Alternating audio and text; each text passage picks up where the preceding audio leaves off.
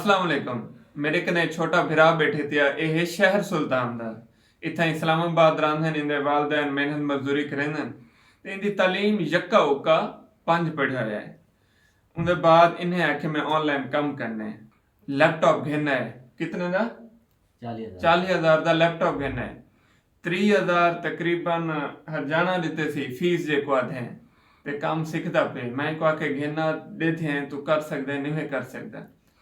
7 दिन थी कि 8 दिन बाल काम करना पे 7-8 दिन कहनवा मुका सके और वो भी बड़ा प्रोफेशनली जिवें काबिल बंदा बने उवें ग्राफिक डिजाइनिंग की सी। हुण अगो मेरा इरादा है एक मैं वैब डिजाइनिंग सीखे सा। वैब डिजाइनिंग सिखावन के बाद फाइवर दे उत्ते काम सीखे सा।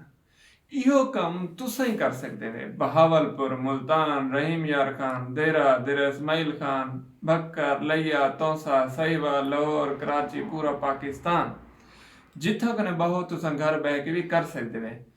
जेरी बाल ई कुर्बानी दी है उहा तुहा को देवनी पोसी। क्या? एक लैपटॉप ते एक उस्ताद दी फीस। ये दो चीज़ां तुहाको घिनना पोसन, अरेंज करना पोसन। उनके बाद तुहादा काम स्टार्ट थी वैसी।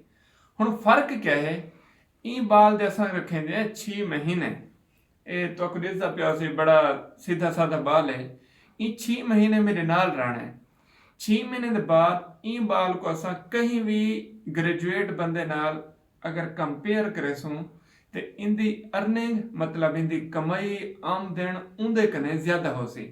और भावें ऑफिसर ही लगा खड़ा हो सी, जितना उनदी चिट्टे हत्थें वाली कमाई हो सी उनदे कने ज्यादा इंदी कमाई हो सी और वो भी प्योर रिस्क के हलाल। ते तुसा भी अपने बालों को कोशिश करो एक लैपटॉप घेन दो, मोबाइल के बजाय लैपटॉप घेन दो, मंझ गां नामे लावण के बजाय लैपटॉप घेन दो, चिलका कोके पवावण के बजाय लैपटॉप घेन दो ताकि बाल काबिल थी वन, रोजी लायक थी वन ते अपना काम करन, जिंदगी संवारन, आवन वाली दुनिया के हालात का वक्त का मुकाबला करन। डॉलर च कमासो सुखे रसो, लिहाजा डॉलर च कमाओ, मुल्क को फायदा दो। जितना डॉलर आसन मुल्क को फायदा थे सी। ऑनलाइन काम सीखो, सराकी वसेब वाले सारे काम सीखो, लैपटॉप घिनो, थोड़ा जहा तरीकेकार चेंज करो, पैसे कमाओ, जिंदगी सवारो ते वालदैन को उम्र ते भेजो।